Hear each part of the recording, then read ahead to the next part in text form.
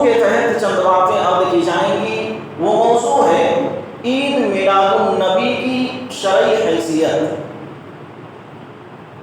حضرات گرامی، بدعت جو ہے شیطان ہمیشہ اس کی کوشش یہ ہوتی ہے کہ انسانوں کے اندر کوئی ایسا وسوسہ ڈالا جائے جس کے ذریعے سے وہ دین کے اندر نئی نئی چیزوں کو ایجاد کرے، اور شیطان کو سب سے زیادہ کوئی عمل محبوب ہے تو وہ یہی بدعت ہے۔ ایک طرف اگر سارے گناہوں کو رکھ دیا جائے، قتل ہو گیا، چوری ہو گیا، جھوٹ ہو گیا، زناکاری ہو گیا، سارے گناہوں کو ایک طرف رکھ دیا جائے اور ایک طرف بدعت کو رکھ دیا جائے، تو شیطان بدعت کو چوز کرے گا۔ وہ اس لیے کہ دوسرے جو گناہ ہیں اس سے انسان کبھی نہ کبھی توبہ کر سکتا ہے۔ جیسے کسی نے جھوٹ بولا ہے، کسی نے چوری کیا، ہو سکتا ہے کہ اس وقت وہ جذبات میں آ کر چوری کر لیا، لیکن کبھی نہ کبھی اسے خیال آئے گا کہ بھائی ہم نے غلط کیا، ہم نے گناہ کا کام کیا ہے، تو چلو اس سے توبہ کر لیا جائے، اور توبہ کرے گا اللہ تبارک و تعالیٰ اسے معاف بھی کر دے گا۔ لیکن بدعت جو ہے اس سے انسان توبہ نہیں کرتا۔ کیوں؟ وہ اس لیے کہ وہ اسے غلط سمجھ کر کرتا ہی نہیں ہے۔ بدعت جب ایک انسان کرتا ہے تو اسے ثواب سمجھ کر کرتا ہے، اور جب ثواب سمجھ کر کیا جائے گا تو اسے توبہ کہاں سے ہوگی؟ توبہ انسان اس سے کیوں کرے گا؟ اسی لیے کہا جاتا ہے کہ بدعت جو ہے ہر سال نئے انڈے بچے جنم دیتی ہے۔ ہر سال آپ دیکھیں گے کچھ نہ کچھ اس کے اندر تبدیلی آتی جائے گی، کچھ نہ کچھ اس کے اندر لوگ اپنی طرف سے بدلاؤ لاتے ہوئے نظر آئیں گے۔ اللہ رب العزت نے قرآن کریم کے اندر کہا کہ وَمَا آتَاكُمُ الرَّسُولُ فَخُذُوهُ وَمَا نَهَاكُمْ عَنْهُ فَانْتَهُوا۔ اللہ کے نبی صلی اللہ علیہ وسلم جو تمہیں دیں اسے لے لو، اور جس سے روک دیں اس سے رک جاؤ۔ نبی صلی اللہ علیہ وسلم کی حدیث کیا ہے؟ من عمل عملا لیس علیہ امرنا فہو رد۔ جس نے کوئی ایسا عمل کیا جس کا ثبوت مجھ سے نہیں ملتا فہو رد، تو وہ رد ہے، اس کا کوئی اعتبار نہیں کیا جائے گا۔ اب آیا ہم یہ دیکھتے ہیں کہ ہمارے معاشرے میں یہ جو عید میلاد کے نام پر لوگوں نے ایجاد کی ہوئی چیز ہے، اس کا معنی ہم کیا لیتے ہیں؟ ظاہر سی بات ہے، اگر آسان لفظوں میں ہم یہ دیکھیں تو عید میلاد النبی یعنی نبی صلی اللہ علیہ وسلم کی پیدائش کی۔ اب ایسی حالتوں میں جب ہمیں یہ معلوم ہوتا ہے کہ ہمیں دلیل طلب ہونی چاہیے، ہم کوئی ایسا کام نہیں کر سکتے جس کا ثبوت ہمارے پاس نہ ہو۔ جب ہم کوئی چیز یہ کہیں گے کہ اس میں ثواب ہے تو اب اس کے لیے ہمیں دلیل کی ضرورت پڑے گی۔ دین جو ہے وہ دلیل کا نام ہے، شریعت میں بغیر دلیل کے کوئی بات نہیں مانی جاتی۔ اور اسی طرح سے اگر آپ دیکھیے تو اللہ کے نبی صلی اللہ علیہ وسلم نے جہاں بھی جس موقع پر کفار کو مخاطب کیا تو وہاں پر دلیل ثابت کی۔ اللہ کے نبی صلی اللہ علیہ وسلم کے بعد صحابہ کرام سے جو چیزیں ہمیں ملتی ہیں وہ دلیل اس پر ہمیں قائم ملتی ہے۔ اب اگر غور کر لیا جائے تو اللہ تبارک و تعالیٰ نے فرمایا کہ وَمَن يُطِعِ اللَّهَ وَرَسُولَهُ، جو اللہ اور اس کے رسول صلی اللہ علیہ وسلم کی اطاعت کرتا ہے، يُدْخِلْهُ جَنَّاتٍ تَجْرِي مِن تَحْتِهَا الْأَنْهَارُ۔ دو چیزوں پر غور کریے، ایک تو سوئیے مت، دوسرا فون مت چلائیے، فون بالکل بھی مت چلائیے۔ اللہ تبارک و تعالیٰ نے کہا وَمَن يُطِعِ اللَّهَ وَرَسُولَهُ، جس نے اور اس کے رسول صلی اللہ علیہ وسلم کی اطاعت کی، یدخلہ جنات تجری من تحتها الانہار، اللہ تبارک و تعالیٰ انہیں ایسے باغات کے اندر داخل کرے گا جس کے نیچے نہریں جاری ہوں گی، اور وہ ہمیشہ ہمیش اس کے اندر رہیں گے۔ یہی ان کے لیے بہت بڑی کامیابی ہے۔ پھر اللہ تبارک و تعالیٰ نے فرمایا کہ وَمَن يَعْصِ اللَّهَ وَرَسُولَهُ وَيَتَعَدَّ حُدُودَهُ يُدْخِلْهُ النَّارَ، جو اللہ تبارک و تعالیٰ اور اس کے رسول صلی اللہ علیہ وسلم کی نافرمانی کرے گا اور حد سے تجاوز کرے گا، اللہ رب العزت نے ہر چیز میں ایک حد قائم کی ہے، اس حد سے اگر آپ بڑھتے ہیں تو اللہ تبارک و تعالیٰ نے کہا کہ یدخلہ نار، اسے جہنم کے اندر داخل کیا جائے گا، وہ ہمیشہ ہمیشہ اس کے اندر رہے گا، وَلَهُ عَذَابٌ مُهِينٌ، اور یہ اس کے لیے دردناک عذاب ہے۔ معلوم یہ ہوا کہ ہر وہ چیز جو ہم کر رہے ہیں اس میں اللہ اور اس کے رسول صلی اللہ علیہ وسلم کی اطاعت ضروری ہے، اور یہ بھی یاد رہے کہ کوئی بھی کام ہم صرف نیت کے اعتبار سے نہیں کر سکتے۔ بعض دفعہ وہ کہتے ہیں کہ ہماری نیت اچھی ہے، ہم یہ کام جو کر رہے ہیں اس میں ہماری نیت اچھی ہے۔ صرف نیت کا اچھا ہونا یہ کافی نہیں، نیت کے ساتھ ساتھ اس کام کو جو کیا جا رہا ہے اس کا اچھا ہونا بھی کافی ہے، اس کا اچھا ہونا بھی ضروری ہے۔ اگر آپ صرف یہ کہہ رہے ہیں ہماری نیت اچھی ہے، کام کیسا بھی ہو اس کا اعتبار نہیں ہوگا۔ آپ دیکھیے اللہ تبارک و تعالیٰ نے فرمایا وَمَن يُشَاقِقِ الرَّسُولَ مِن بَعْدِ الرُّسُلِ، یعنی اللہ کے نبی صلی اللہ علیہ وسلم کی خلاف ورزی جو کرتے ہیں، اس کے باوجود کہ ان کے سامنے کھلا ہوا راستہ موجود ہے، ان کے سامنے سیدھا راستہ موجود ہے، اور وہ اس راستے سے ہٹ کر کام کر رہے ہیں، تو یہ ان کے لیے اللہ تبارک و تعالیٰ نے کہا کہ نُوَلِّهِ مَا تَوَلَّىٰ، ہم ان کو ان کی اسی حالت پر چھوڑ دیتے ہیں جیسا وہ لوگ اس دنیا کے اندر کرتے ہیں، لیکن وہ اس بات کو یاد رکھیں کہ ان کے لیے ہم نے جہنم کو تیار کر رکھا ہے، ہم نے ان کے لیے جہنم کو بنایا ہے۔ دنیا میں وہ جیسا چاہیں اپنی خواہشات کے مطابق دنیا کے اندر دین میں نئی نئی چیزوں کو ایجاد کر لیں، باوجود اس کے کہ اللہ کے نبی صلی اللہ علیہ وسلم کی دلیلیں موجود ہیں، اللہ کے نبی صلی اللہ علیہ وسلم کا راستہ موجود ہے، اس کے باوجود اس کو چھوڑا ہے، تو وہ اپنے آپ کو اس جہنم سے نہیں بچا سکتے۔ اور آگے اگر بڑھتے ہیں تو اللہ اور اس کے رسول صلی اللہ علیہ وسلم کی طرف ہر وہ عمل لوٹایا جائے جس کے اندر بحث و تکرار ہو، جس کا ثبوت ہمیں نہ مل سکے۔ اللہ رب العزت نے فرمایا یا ایھا الذین آمنوا اطیعوا اللہ واطیعوا الرسول، اے وہ لوگوں جو ایمان لائے، اللہ اور اس کے رسول صلی اللہ علیہ وسلم کی اطاعت و فرما برداری کرو، وَأُولِي الْأَمْرِ مِنْكُمْ، اور ان لوگوں کی اطاعت و فرما برداری کرو جو تمہارے حاکم بنائے جاتے ہیں، اپنے حکمرانوں کی اطاعت و فرما برداری کرو۔ فَإِن تَنَازَعْتُمْ فِي شَيْءٍ فَرُدُّوهُ إِلَى اللَّهِ وَالرَّسُولِ، اگر تم میں سے کسی چیز پر بحث و تکرار ہو جائے، کسی چیز پر اختلاف ہو جائے، تو اسے اللہ اور اس کے رسول صلی اللہ علیہ وسلم کی طرف لوٹا دو۔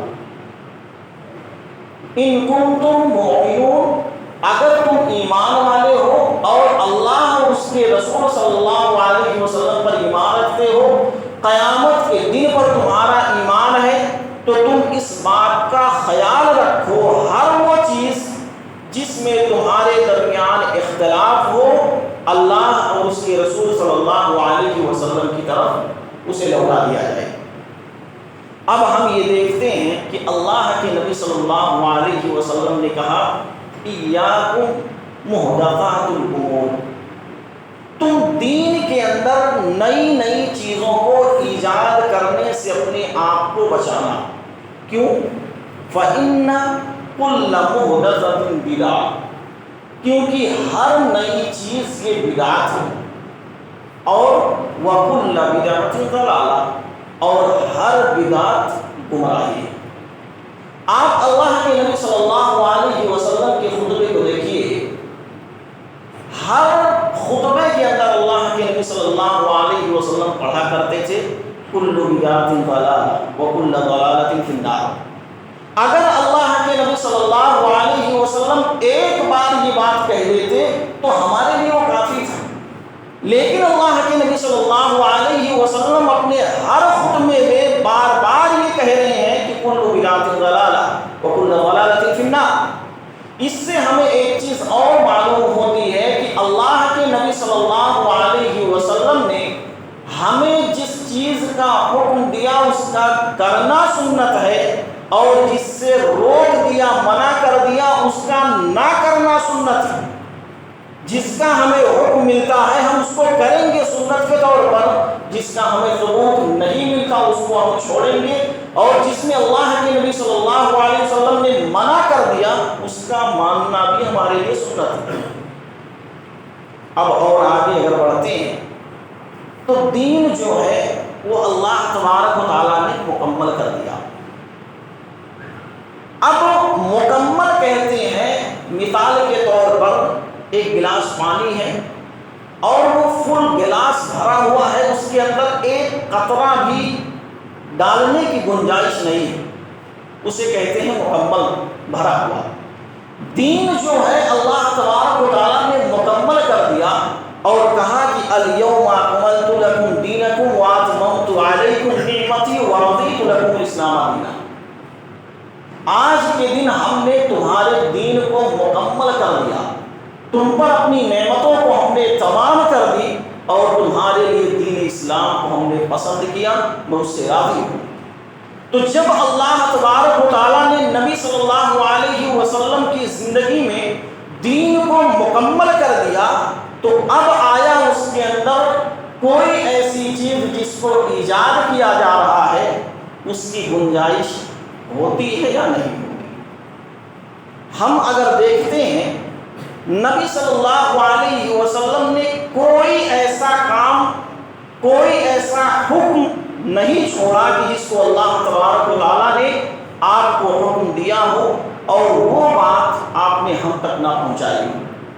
اللہ کے نبی صلی اللہ علیہ وسلم کہتے ہیں کہ ما ترکت شیئا، ہم نے کوئی بھی ایسی چیز نہیں چھوڑی جو تمہیں اللہ تبارک و تعالیٰ کے قریب نہ کر دے اور جہنم سے تمہیں دور نہ کر دے، مگر یہ کہ ہم نے تمہیں اس کا حکم دیا. اور ہم نے کوئی ایسی چیز نہیں چھوڑی جو تمہیں جہنم کے قریب کر دے اور اللہ سے دور کر دے، مگر یہ کہ ہم نے تمہیں اس سے منع کر دیا کہ یہ تمہارے لیے کرنا صحیح اور درست نہیں. اب جب ہمیں یہ حدیث بھی ملتی ہے کہ اللہ کے نبی صلی اللہ علیہ وسلم نے کوئی بھی بات نہیں چھوڑی، تو ہم جو چیزیں اپنی طرف سے ایجاد کرتے ہیں اس کا ثبوت ہمیں کہاں سے ملتا؟ ہم اس چیز کو اپنے یہاں کہاں سے لاتے ہیں؟ اور اگر لاتے ہیں تو اس کی ہمیں دلیل چاہیے. اب اگر غور کیا جائے دین کے اندر غلو کرنے سے اللہ کے نبی صلی اللہ علیہ وسلم نے منع کیا. وہ اس لیے کہ غلو جو ہے یعنی حد سے زیادہ بڑھ کر تعریف کرنا، چاہے وہ محبت سمجھ کر یا ایسے ہی. اللہ کے نبی صلی اللہ علیہ وسلم نے فرمایا ایاکم والغلو فی الدین فانما اہلک من کان قبلکم الغلو فی الدین. تم ہمارے بارے میں بہت زیادہ غلو کرنے سے بچنا، اس لیے کہ تم سے پہلے کے جو لوگ ہلاک ہوئے ان کی وجہ یہ تھی کہ انہوں نے دین کے اندر غلو سے کام لیا. اور ایک جگہ پر اللہ کے نبی صلی اللہ علیہ وسلم کہتے ہیں لا تطرونی کما اطرت النصارى، تم ہماری شان میں اتنا زیادہ غلو مت کرنا، ہماری تعریف میں اتنا زیادہ غلو مت کرنا جس طرح سے نصارہ نے ابن مریم کے بارے میں کیا تھا.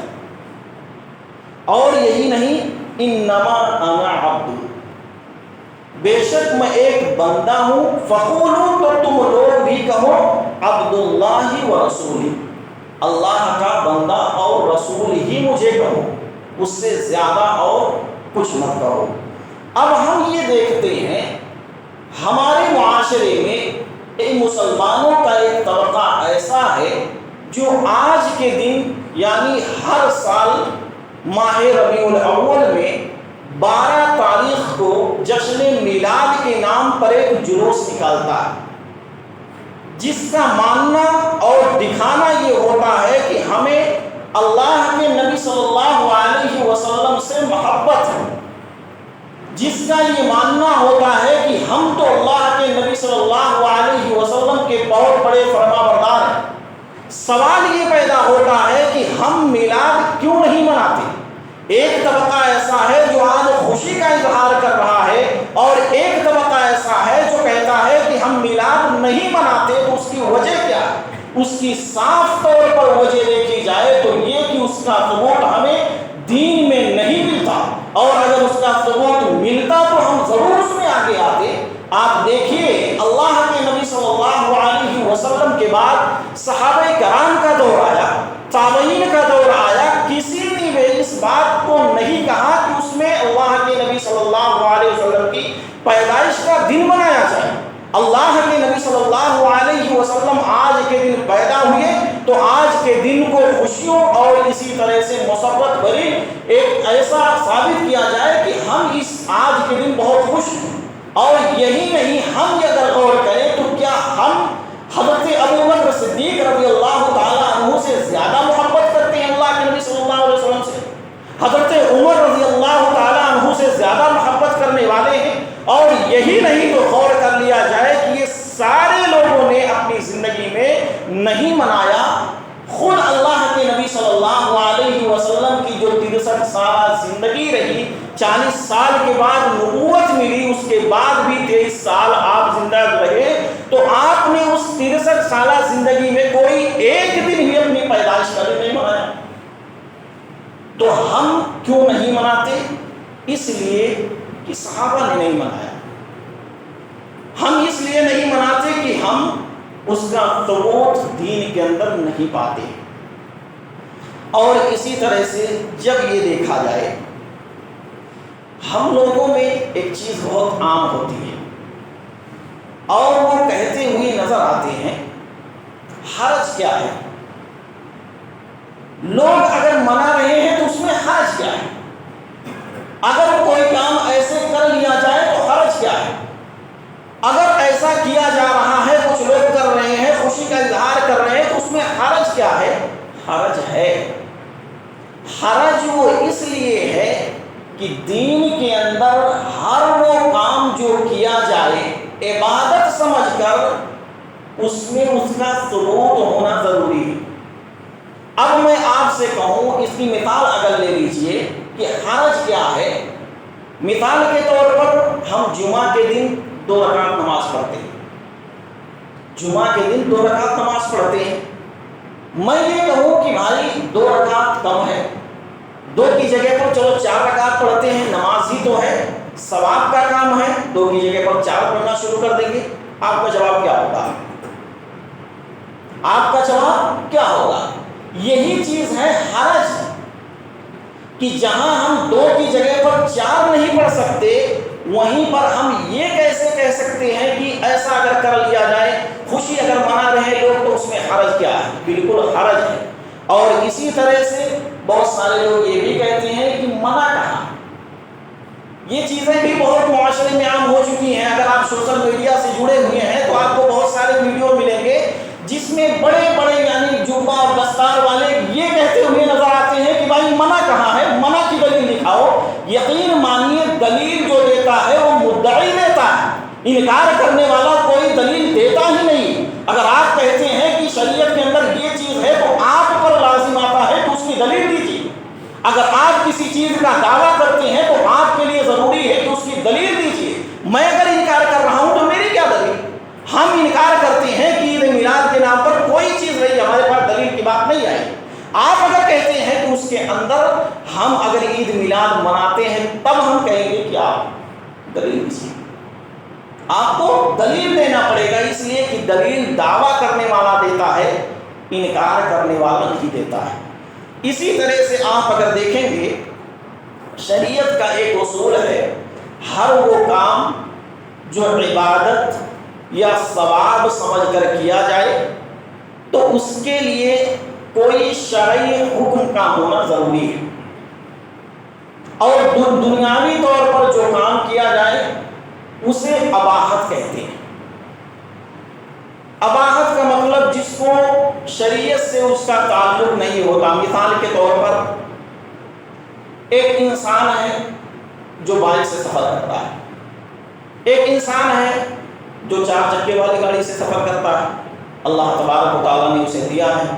اسی میں سے کچھ لوگ ایسے ہیں جن کو اللہ تبارک و تعالیٰ نے اور زیادہ مالدار بنایا ہے، جو لوگ فلائٹ سے بھی سفر کرتے ہیں. تو اب ہم یہ دیکھیں گے یہ ہے اباحت جس کا دین سے کوئی تعلق نہیں ہے. ظاہر سی بات ہے کوئی ثواب سمجھ کر تو نہیں سفر کرتا ہے، جہاز میں بیٹھتا ہے تو ثواب سمجھ کر نہیں بیٹھتا ہے.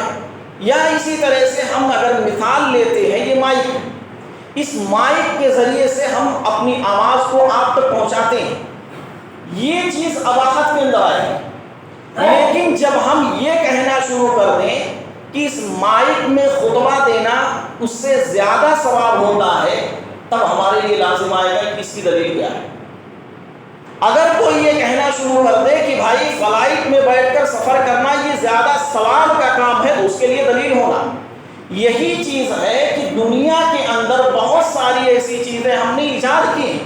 جب ہم نے نئی نئی چیزوں کو ایجاد کیا تو اب اس کے لیے دیکھنا یہ ہے اس کی دلیل کیا ہے. جب بارہا ہم کہتے ہیں کہ حرج کیا ہے، آپ دیکھیے ایک موقع پر 3 شخص اللہ کے نبی صلی اللہ علیہ وسلم کی بیوی حضرت عائشہ رضی اللہ تعالیٰ عنہ کے پاس آتے ہیں اور اللہ کے نبی صلی اللہ علیہ وسلم کے روزانہ کے معمولات کے بارے میں سوال کرتے ہیں. پوچھتے ہیں کہ اللہ کے نبی صلی اللہ علیہ وسلم کا پورا دن کا کام کیا ہوتا ہے، آپ کی زندگی کے حوال کیسے ہوتے ہیں. حضرت عائشہ رضی اللہ تعالیٰ عنہ وہ ساری کیفیت آپ کی بتاتی ہیں. وہ لوگ سمجھتے ہیں کہ اللہ کے نبی صلی اللہ علیہ وسلم اتنا سارا اعمال اور اچھے اعمال کر رہے ہیں، ہم لوگ گویا کہ تو بہت پیچھے ہیں. ان میں سے ایک نے یہ کہا کہ اب میں شادی ہی نہیں کروں گا، یعنی اگر میں شادی کرتا ہوں تو اپنی بیوی بچوں میں پڑھ کر میں اللہ کی عبادت سے غافل ہو جاؤں گا، اللہ کی عبادت سے دور ہو جاؤں گا، تو اب ایسا میں کرتا ہوں میں شادی ہی نہیں کروں گا. دوسرے نے کہا کہ میں روزہ رکھوں گا، افطار ہی نہیں کروں گا. تیسرے نے کہا کہ میں رات کو سوتا ہی نہیں، صرف اور صرف قیام اللیل ہی کرتا. حضرت عائشہ رضی اللہ تعالیٰ عنہ نے اللہ کے نبی صلی اللہ علیہ وسلم کو یہ اس بات کی پوری خبر دی کہ 3 لوگوں نے آپ کے بارے میں پوچھا، ہم نے بتایا اور وہ لوگ ایسا ایسا کہہ کر گئے. اللہ کے نبی صلی اللہ علیہ وسلم مسجد نبوی کے اندر آئے اور ان تینوں لوگوں سے پہلے سوال کیا کہ کیا تم لوگوں نے ایسا ایسا کہا ہے؟ کہا ہاں اللہ کے نبی صلی اللہ علیہ وسلم نے ایسا کہا ہے. اللہ کے نبی صلی اللہ علیہ وسلم نے کہا کہ دیکھو میں بھی انسان ہوں، میں شادیاں بھی کرتا ہوں، میں رات میں قیام بھی کرتا ہوں اور اسی طرح سے میں روزہ اور رکھتا ہوں، افطار بھی کرتا ہوں.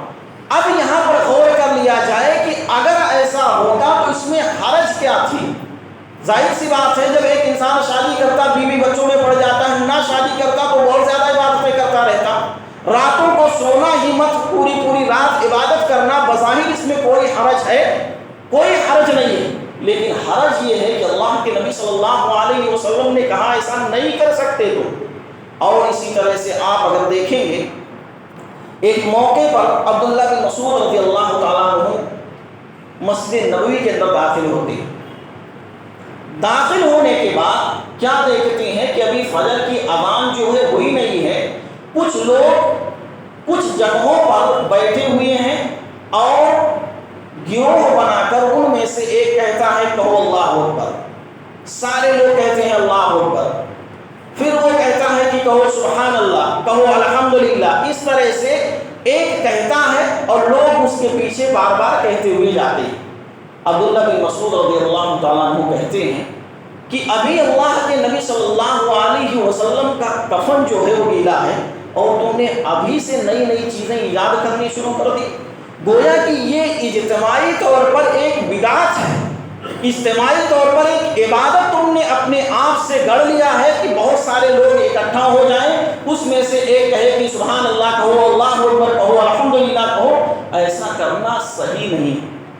اب اسی طرح سے اگر دیکھا جائے یہ ساری چیزیں جو ہم کر رہے ہیں جس کا تعلق دین سے ہے یا نہیں. آج ایک بہت بڑا طبقہ آپ کو ایسا ملے گا جو جلوس کے نام پر سب سے زیادہ گندی حرکتیں کرتا ہوا نظر آئے گا. آج اگر معاشرے میں غور کر لیا جائے اور ہم نے دیکھا ہوگا کتنے ایسی چیزیں آپ کو ملیں گی کہ جہاں پر جشن میلاد کے نام پر لوگوں نے کتنی گندگی مچا رکھی.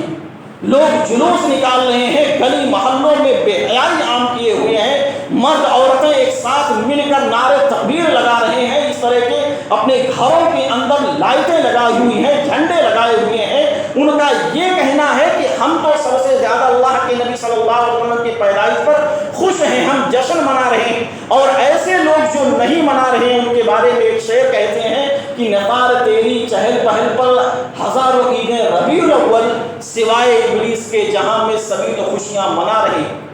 یہ شعر جو ہے اس کو اگر دیکھا جائے ظاہر طور پر اس میں کوئی غلطی نہیں ہے، لیکن حقیقی معنوں میں اگر دیکھا جائے تو جسے ابلیس کہا جا رہا ہے. آج ایک طبقہ ایسا ہے جو نہیں بناتا ہے، جلوس نہیں نکالتا، اسے ابلیس کہا جاتا ہے.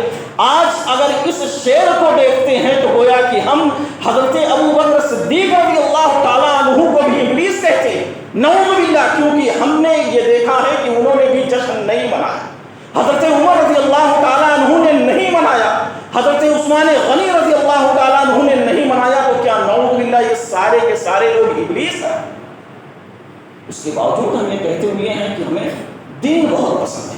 اور یقین مانیے کہ یہ جو جلسے جلوس نکالے جا رہے ہیں، جو ریلیاں نکالی جا رہی ہیں، جہاں پر ڈی جے بجائے جا رہے ہیں، اس میں غور کیا جائے تو اس میں سب سے زیادہ تعداد جو ہوتی ہے وہ چرسی اور بھنگیوں کی ہوتی ہے، جو سب سے زیادہ شرابی ہوتی ہیں، جو نشے میں دھت ہوتے ہیں. اور اگر ان سے یہ معلوم کر لیا جائے کہ آج تم نے جو جلوس نکالا ہے، فجر کی نماز پڑھی ہے، آج جمعہ کا دن ہے، تمہیں جمعہ کا دن یاد ہے، تو شاید وہ جمعہ کا دن بھی نہ پکڑ. لیکن بس ہمیں جلوس نکالنا ہے. جہاں پر یہ بات کہی جا سکتی ہے کہ بریلویوں کا جو دین ہے ان کے علماء سے ہٹ کر ان کے چرسیوں اور بھنگیوں کے ہاتھ میں آ گیا.